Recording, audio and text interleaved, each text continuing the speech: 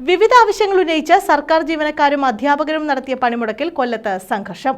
കളക്ടറേറ്റിന് മുന്നിൽ സ്ഥാപിച്ച സമരപ്പന്തൽ പോലീസ് പൊളിച്ചു നീക്കിയതാണ് സംഘർഷത്തിന് കാരണമായത്.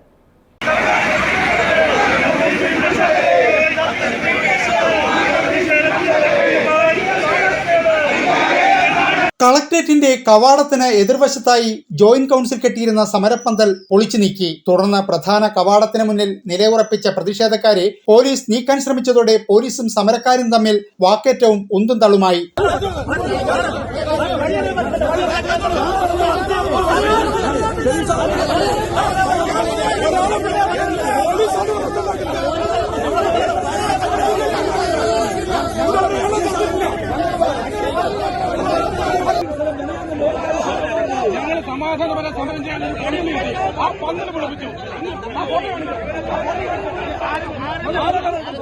സമരപ്പന്തൽ പൊളിച്ചു നീക്കിയ നടപടി ചോദ്യം ചെയ്ത പ്രതിഷേധക്കാരോട് ഹൈക്കോടതി ഉത്തരവുണ്ടെന്നായിരുന്നു പോലീസിന്റെ മറുപടി.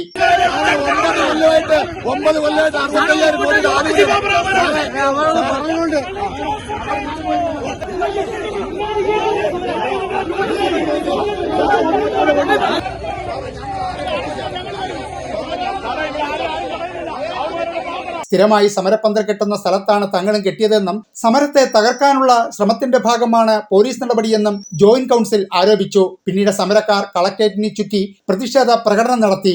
ന്യൂസ് ബ്യൂറോ, കൊല്ലം.